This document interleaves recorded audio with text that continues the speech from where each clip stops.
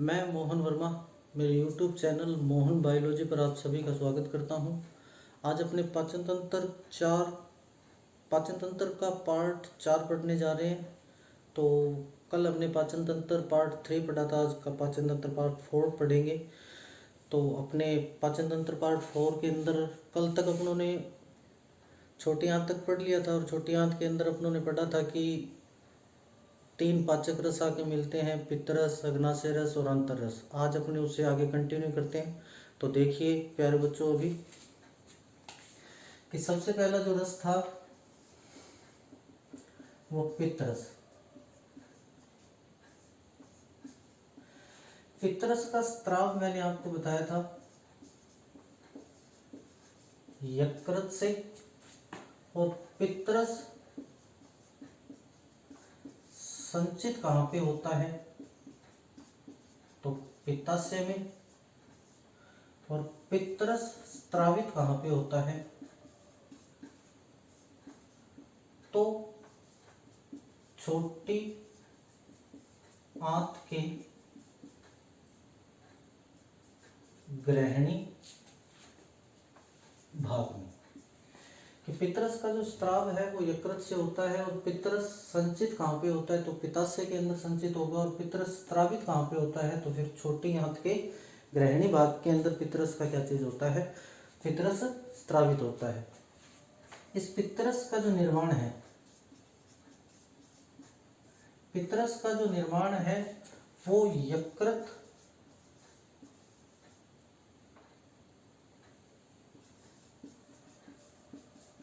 कोशिकाएं करती हैं, जिन्हें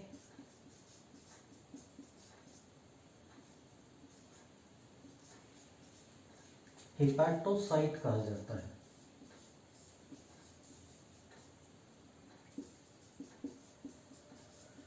यकृत कोशिकाएं करते हैं जिन्हें अपने क्या चीज बोलते हैं, हेपाटोसाइट कहा जाता है। अब पित्तरस प्रतिदिन 600 ml स्त्राव होता है। कि पित्तरस का स्त्राव यकृत से होता है, संचित पित्ताशय में होता है, स्त्रावित छोटी आंत के ग्रहणी भाग में होगा, और प्रतिदिन पित्तरस जो है वो 600 ml का इसका स्त्राव होता है। नेक्स्ट जो इसके अंदर है, पित्तरस में कोई एंजाइम नहीं पाया जाता है। पित्तरस में कोई एंजाइम नहीं पाया जाता है, इसलिए इसे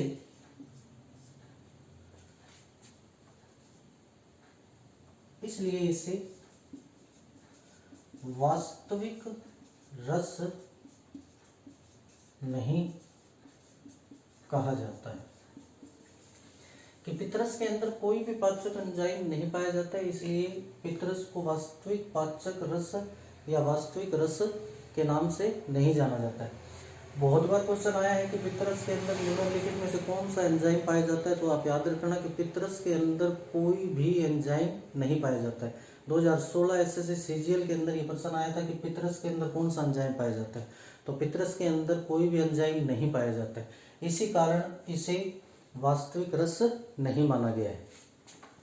नेक्स्ट क्या चीज है तो फिर पित्तरस में पित्त वर्णक पाए जाते हैं।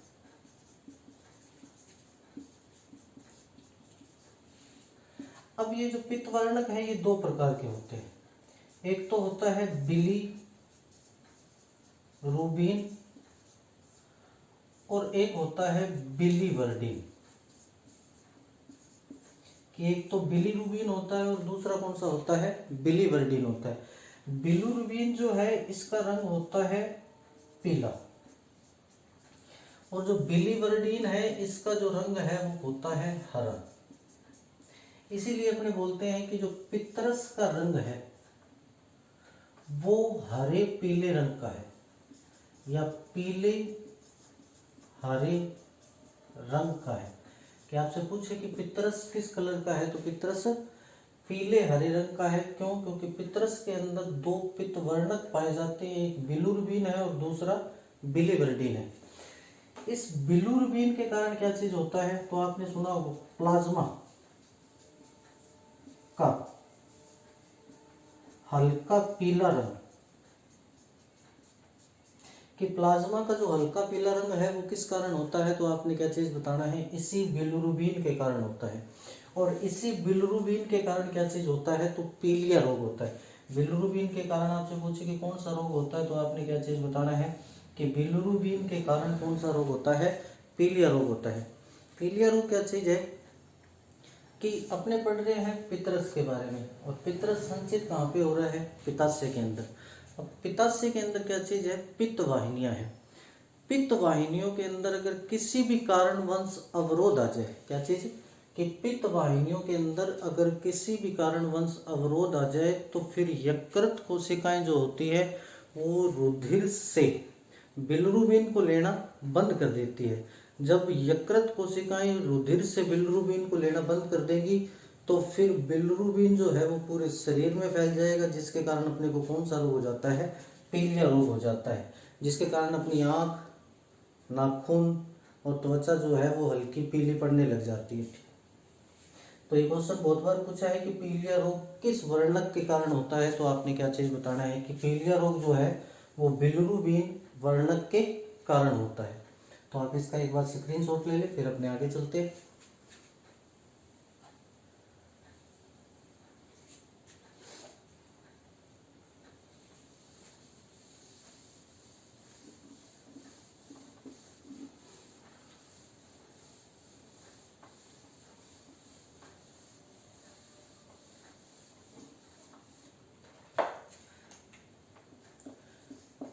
पितरस, पितरस का स्त्राव किसने किया, पितरस का जो स्त्राव है वो किसने किया, यकृत ने। और पितरस संचित कहाँ पे हुआ, तो पित्ताशय में। और ये स्त्रावित कहाँ पे हुआ, तो फिर छोटी आंत के पहले भाग किसके अंदर, ग्रहणी के अंदर। कि पितरस का जो स्त्राव है वो यकृत से हुआ, पितरस संचित कहाँ पे हुआ, तो पित्ताशय के अंदर। और पितरस स्त्रावित कहाँ हुआ, तो क्या चीज, ग्रहणी के अंदर। अब यकृत कोशिकाओं ने पितरस का निर्माण कर दिया, और पितरस कहाँ पे संचित हो गया भाई, पित्ताशय के अंदर जाके संचित हो गया। अब पित्ताशय से ये ग्रहणी के अंदर कैसे गया, कि पित्ताशय से ये ग्रहणी के अंदर कैसे गया है, तो आप क्या चीज बताओगे कि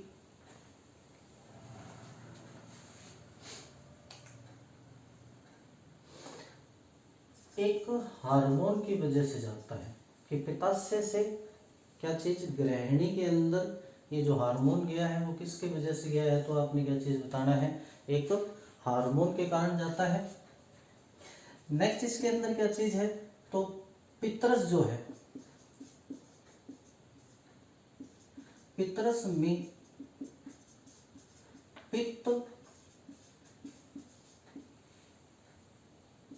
लवण पाए जाते हैं, कि पितरस में क्या चीज है, तो फिर पित्त लवण पाए जाते हैं। अब ये जो पित्त लवण है ये भी दो प्रकार के हैं, कौन कौन से हैं, एक तो है सोडियम ग्लाइकोलेट, और दूसरा होता है सोडियम टोरोकोलेट। कि जो पित्त लवण है पितरस के अंदर वो दो हैं, एक तो सोडियम ग्लाइकोलेट है और दूसरा सोडियम टोरोकोलेट है। एक सोडियम ग्लाइकोलेट है और दूसरा क्या चीज है, सोडियम टोरोकोलेट। इन दोनों का काम क्या चीज है, तो इनका कार्य वसा का पाइसीकरण करना है। वसा का क्या चीज करता है, पाइसीकरण करता है। कौन, सोडियम ग्लाइकोलेट और कौन, सोडियम टोरोकोलेट। दोनों के दोनों क्या है, तो ये एक पित्त लवण है। पित्त लवण सोडियम ग्लाइकोलेट और सोडियम टोरोकोलेट का जो कार्य है वो वसा का क्या चीज करना है, पाइसीकरण करता है। अब ये पाइसीकरण क्या चीज होता है? तो पाइसीकरण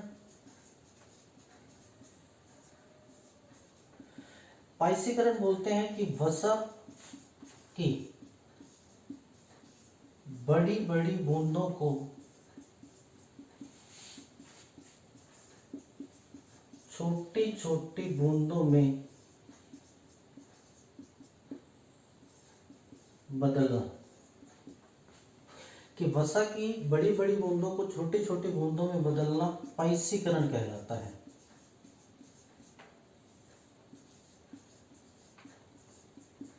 कि वसा की बड़ी बड़ी बूंदों को छोटी छोटी बूंदों में कन्वर्ट करना क्या चीज कहलाता है? पाइसीकरण कहलाता है।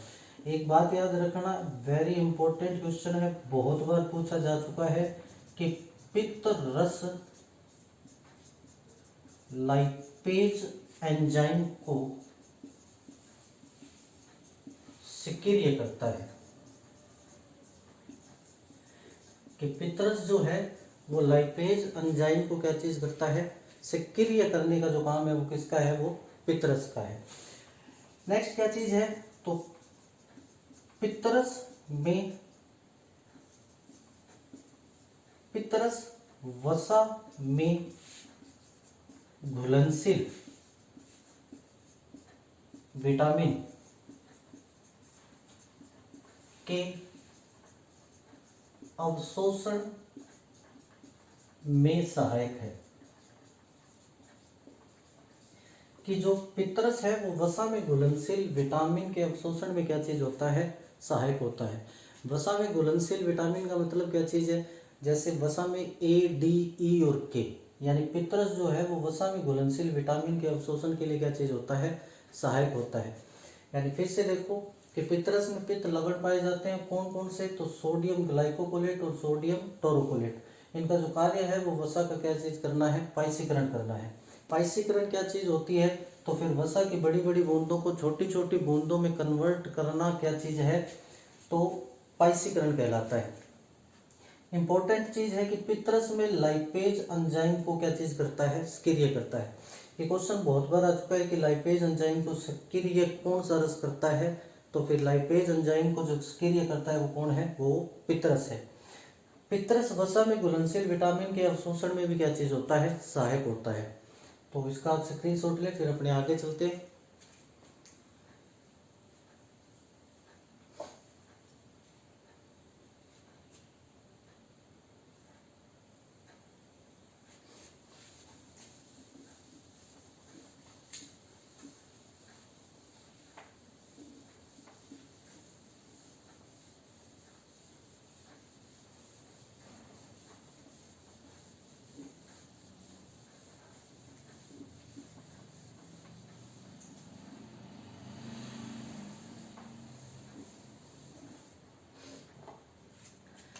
पित्तरस की पीएच वैल्यू याद रखना,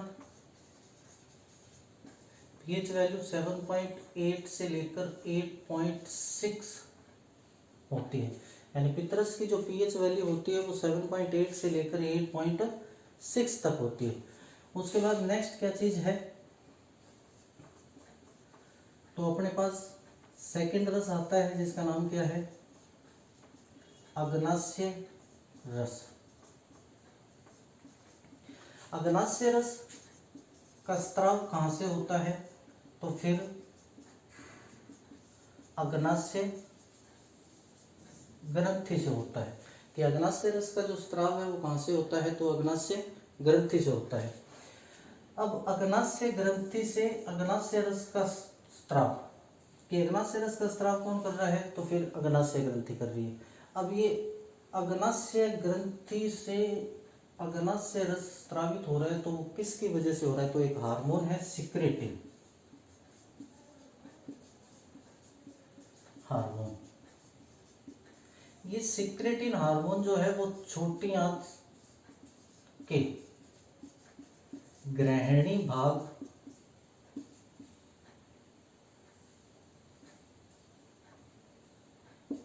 में पाया जाता है। कि सिक्रेटिन हार्मोन जो है वो छोटी आंत के कौन से भाग में? ग्रहणी भाग में पाया जाता है, यानी डेडोनम के अंदर।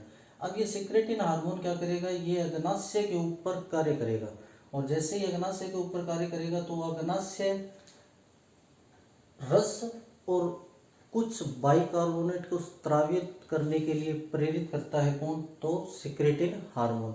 यानी सिक्रेटिन हार्मोन अग्नाशय पे कार्य करेगा और अग्नाशय क्या चीज करेगा, तो अग्नाशय रस और अग्नाशय रस के अंदर उपस्थित बाइकार्बोनेट को क्या चीज करता है, स्रावित करने को प्रेरित करता है। नेक्स्ट क्या चीज है, तो अग्नाशय, इसकी पीएच वैल्यू,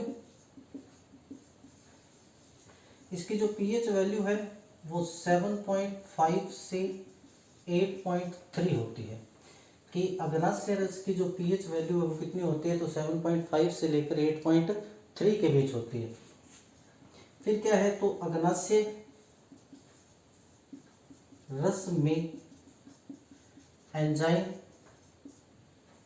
पाए जाते हैं, कि अग्नाशय रस में एंजाइम पाए जाते हैं। कौन कौन से एंजाइम पाए जाते हैं, तो फिर ट्रिप्सिन, लाइपेज,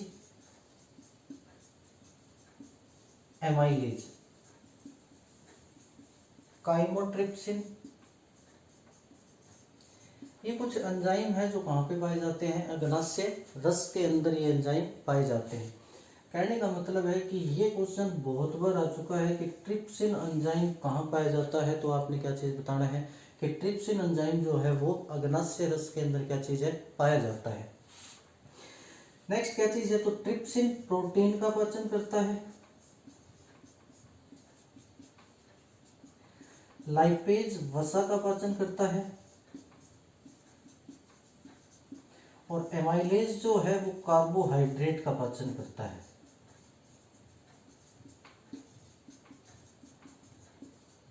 यानी अपने शरीर के अंदर तीन ही चीजें बचती हैं, एक तो प्रोटीन, दूसरी वसा और तीसरी क्या चीज है, कार्बोहाइड्रेट है।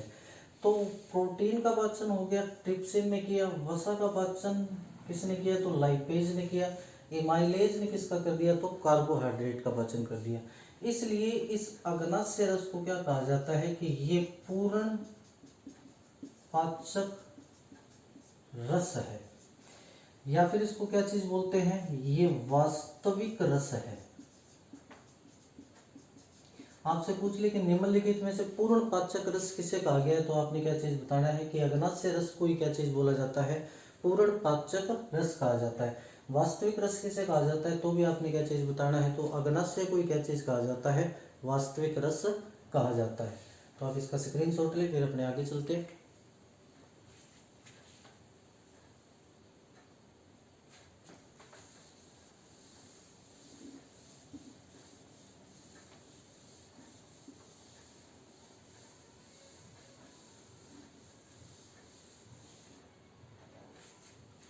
एक मिनट में थोड़ा पानी पीऊं।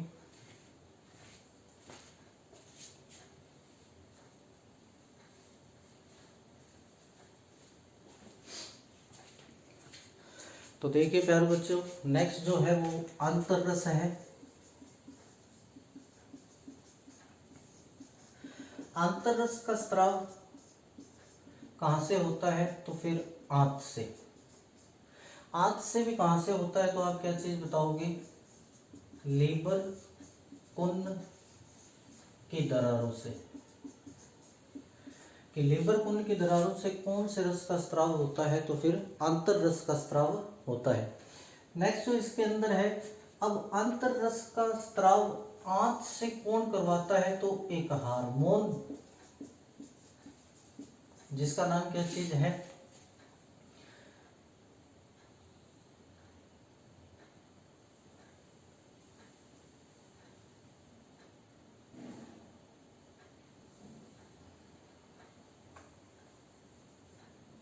कि अंतररस का जो स्राव है वो आंत से और कहाँ से होता है, तो लीवर कुन्न की दरारों से स्रावित होता है। कौन, तो फिर अंतररस।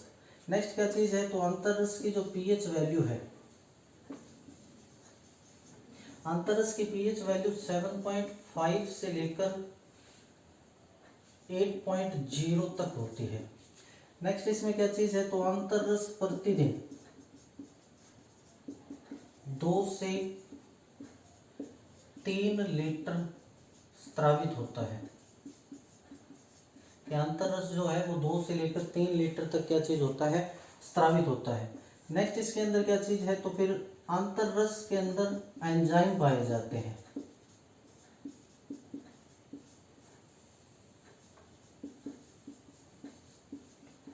कौन कौन से एंजाइम है, तो फर्स्ट एंजाइम है जैसे माल्टेज,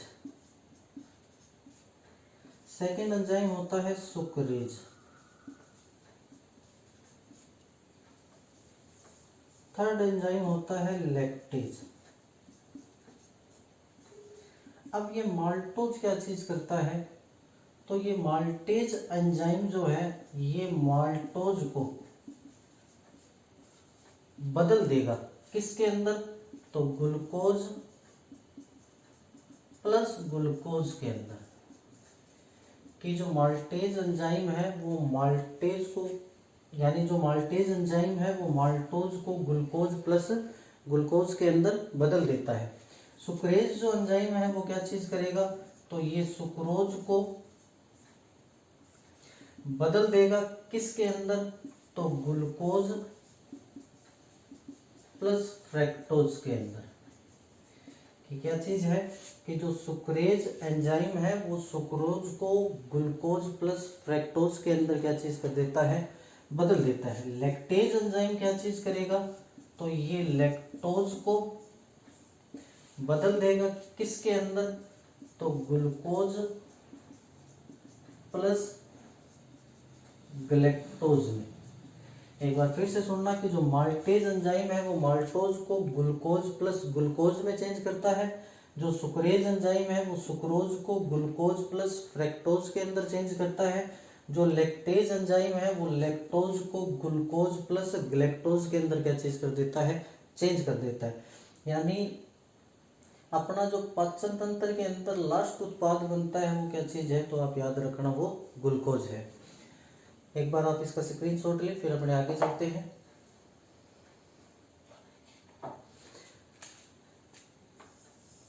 एक हार्मोन है जिसका नाम क्या चीज है, तो एंट्रोकाइनिन। यानी ये एंट्रोकाइनिन हार्मोन जो है वो आंत से क्या चीज करता है, आंतर रस को स्रावित करने को प्रेरित करता है। इस बात को भी आप याद रखना। स्क्रीनशॉट ले लें आप इसका।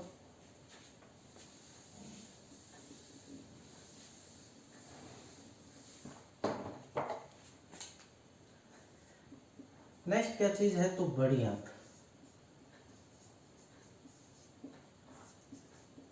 बड़ी आंत में आपको पता है कि पाचन नहीं होता है। नेक्स्ट क्या चीज है, तो बड़ी आंत में जल और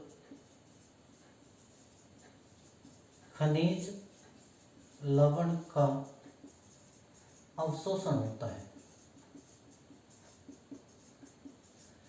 अब बड़ी आंत के अंदर पाचन क्यों नहीं होता है, तो बड़ी आंत के अंदर कोई भी एंजाइम उपस्थित नहीं है, इसलिए बड़ी आंत के अंदर क्या चीज नहीं होता है, पाचन की क्रिया नहीं होती है। बड़ी आंत के अंदर जल और खनिज लवण का क्या चीज होता है, अवशोषण होता है।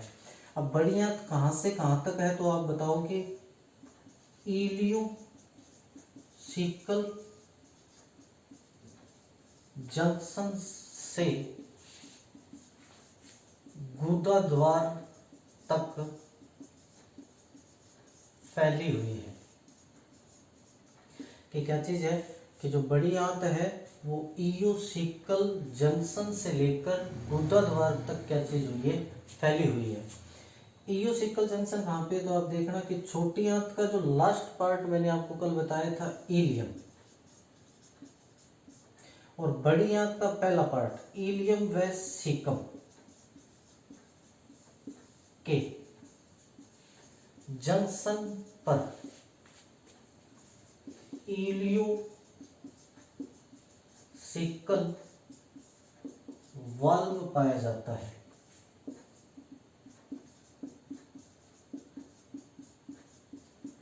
जो भोजन को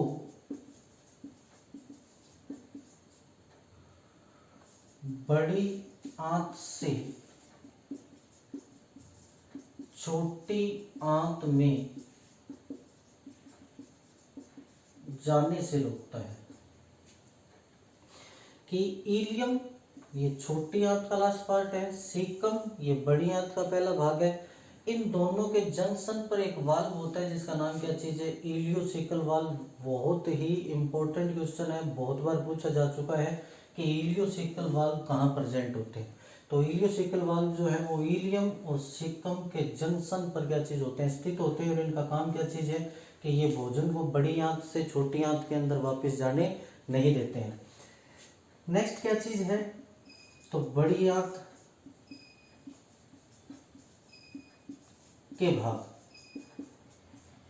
बड़ी आंत के कौन कौन से भाग होते हैं, तो फर्स्ट भाग होता है कौन सा, सीकम। सेकंड भाग होता है कौन सा, तो कोलोन। थर्ड भाग होता है कौन सा, रेक्टम। और इसका चौथा एक और भाग होता है जिसको बोलते हैं एनल कैनाल। तो बड़ी आंत के भाग है सीकम, कोलोन, रेक्टम और क्या चीज है, एनल कैनाल है। नेक्स्ट इसके अंदर क्या चीज है, तो आपने देखा होगा कि सीकम जो है, सीकम मैंने आपको बताया कि ये बड़ी आंत का पहला भाग है, एक पाउचनुमा स्ट्रक्चर है। और इस सीकम के दूरस्थ सिरे पर, दूरस्थ सिरे पर, दूरस्थ सिरे पर अपेंडिक्स स्थित होती है। कि सीकम के दूरस्थ सिरे पर क्या चीज स्थित होती है, तो अपेंडिक्स स्थित होती है। मानवों में यह संरचना एक अवशेषी अंग है। कि मानवों के अंदर ये जो अपेंडिक्स एक संरचना है जो सीकम के दूरस्थ सिरे के साथ अटैच होती है, यानी एक ब्लाइंड ट्यूब स्ट्रक्चर होता है, उसी को अपने क्या चीज बोलते हैं, अपेंडिक्स बोलते हैं। और ये अपेंडिक्स जो है वो मानवों के अंदर क्या चीज है, एक अवशेषी संरचना कहा गया है। तो आप इसका एक बार स्क्रीनशॉट ले, फिर अपने आगे चलते हैं।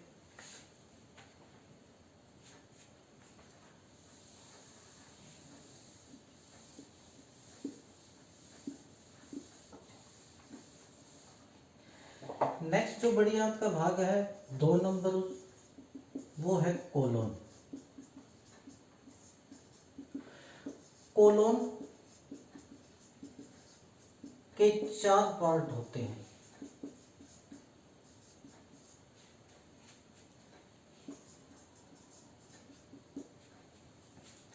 फर्स्ट असेंडिंग कोलोन,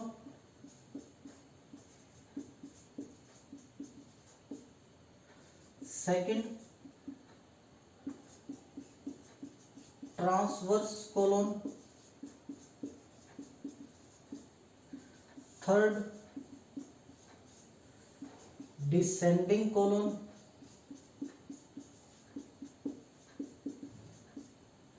फोर्थ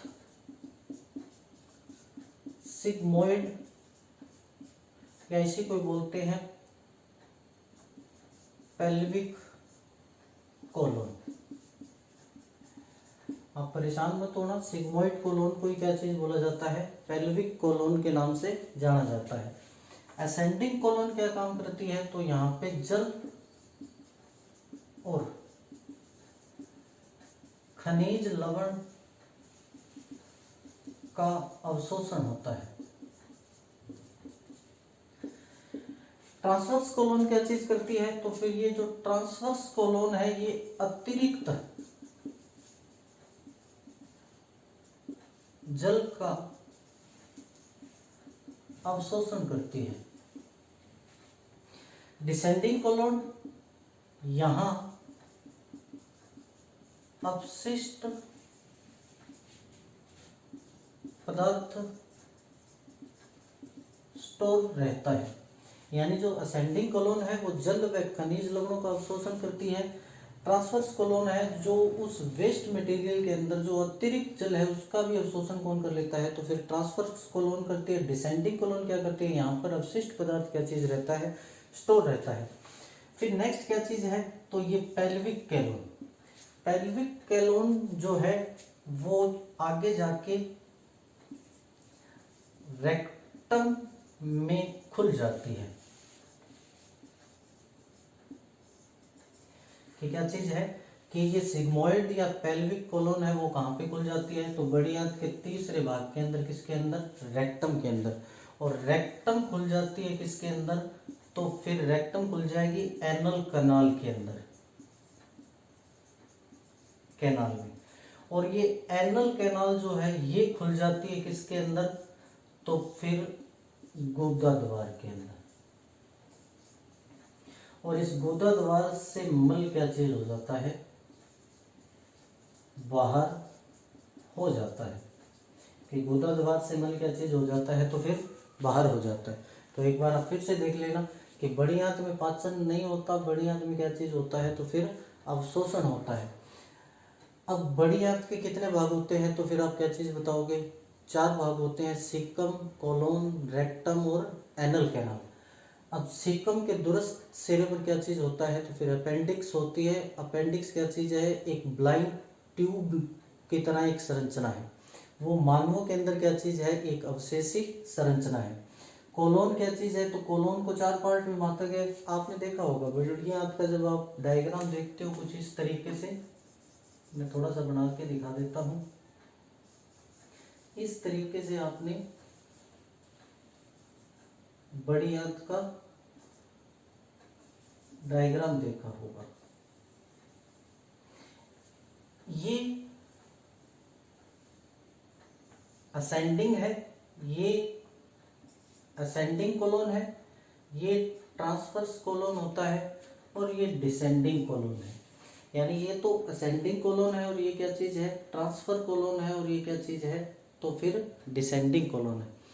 आपको दिख रहा होगा कि इस कोलन के अंदर जब संकुचन होता है ना, तो फिर कोलन के अंदर जब संकुचन होता है तो किस पॉकेट लाइक, यानी पॉकेट की तरह कुछ छोटे छोटे डब्बे से बन जाते हैं, उनको हस्ट्रा का नाम दिया गया है। कि जब को बड़ी आंत के कोलोन के अंदर क्या चीज होता है, तो संकुचन होता है। जब संकुचन होता है तो छोटे छोटे पैकेट बन जाते हैं, उन पैकेट को क्या चीज बोला जाता है, तो हस्ट्रा नाम दिया गया है। उसके बाद क्या चीज है, तो असेंडिंग कोलोन क्या काम करेगा, तो जल और खनिज लवण का अवशोषण करेगा। ट्रांसवर्स कोलोन क्या काम करता है, तो ये अतिरिक्त जल का क्या चीज कर लेगा, अवशोषण करेगा। डिसेंडिंग कोलोन क्या काम करता है, तो ये अवशिष्ट पदार्थ यहाँ पे कुछ टाइम तक स्टोर रहता है। सिग्मोइड या पेल्विक कोलोन रेक्टम में क्या हो जाती है, खुल जाती है। और रेक्टम कहाँ पे खुल जाता है, एनल कैनाल के अंदर। और एनल कैनाल कहाँ पे खुलती है, गुदा द्वार के अंदर। और इस गुदा द्वार से मल क्या चीज हो जाता है, बाहर हो जाता है। तो आप इसका स्क्रीनशॉट लिए एक बार, फिर अपने आगे चलते हैं।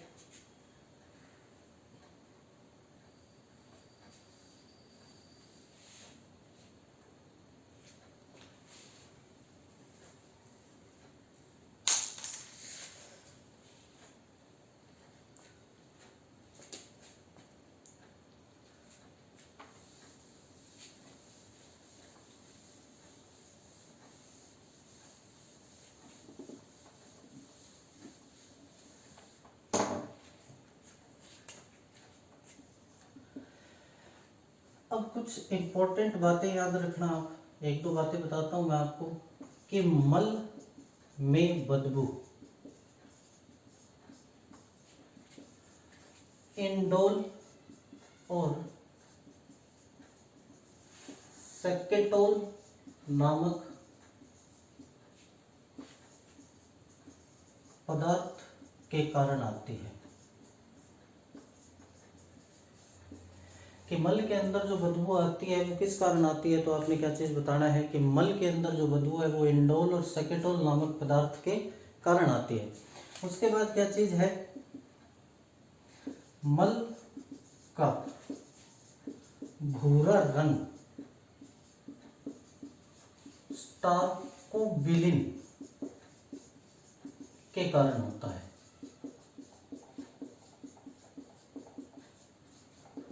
यानी मल का जो भूरा रंग है, ये क्वेश्चन बहुत बार पूछा जा चुका है कि मल का भूरा रंग किस कारण होता है। तो मल का जो भूरा रंग है वो किसके कारण होता है, तो स्टार्कोबिलिन के कारण मल का भूरा रंग होता है। और मल के अंदर जो बदबू आती है वो किस कारण आती है, तो इंडोल और सकेटोल नामक पदार्थों के कारण आती है। ये अपना पाचन तंत्र था जो अपनों ने 4 भागों के अंदर पूरा किया। नेक्स्ट अपने इसके अंदर ही एक यकृत है, उसको पढ़ेंगे और उसके फुल डिटेल के बारे में जानेंगे। तब तक दोस्तों मेरा चैनल को लाइक सब्सक्राइब करें, मेरी वीडियो अच्छी लगी हो तो इसे शेयर करें। तब तक के लिए धन्यवाद। जय हिंद।